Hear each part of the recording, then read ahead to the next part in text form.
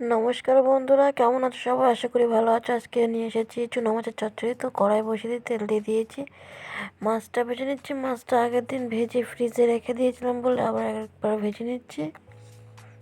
তো মাছটা ভাজা হয়ে গেলে আলু বেগুন ভেজে নেব। তো মাছ ভাজা হয়ে গেছে, আলু বেগুন দিয়ে দিয়েছি। দিয়ে আলু বেগুনটা একটু ভেজে নিচ্ছি। দিয়ে দেবো এবার কাঁচা লঙ্কা দিয়ে একটু ভেজে নেব।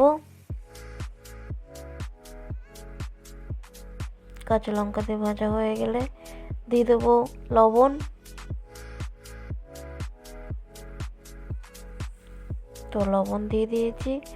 লবণ দিয়ে কিছুক্ষণ ভেজে নিয়ে দিয়ে দেবো হলুদ গুঁড়ো।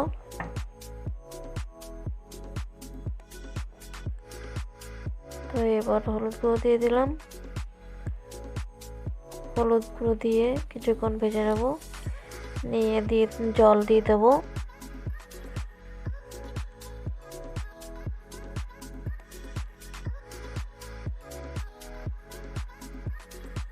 তো জল দিয়ে দিলাম, এবার ঢাকা দিয়ে দেবো। পরিমাণ মতো জল দিয়ে একটু ঢেকে দেবো 10 মিনিট মতো।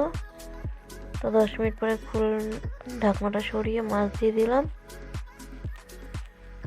মাছটা দিয়ে আবার ঢেকে দেবো।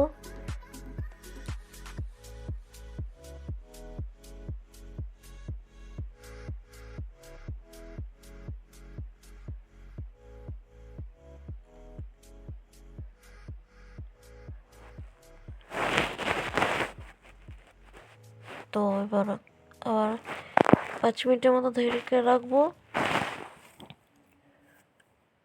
5 মিনিট পরে ঢাকনাটা তুলে নিয়ে একটু শুকনোভাবে রাখবো। এবার ছড়িয়ে দেবো ধনে পাতা ছড়িয়ে দিয়ে। তো চচ্চড়ি হয়ে গেছে, এবার নামিয়ে নেব।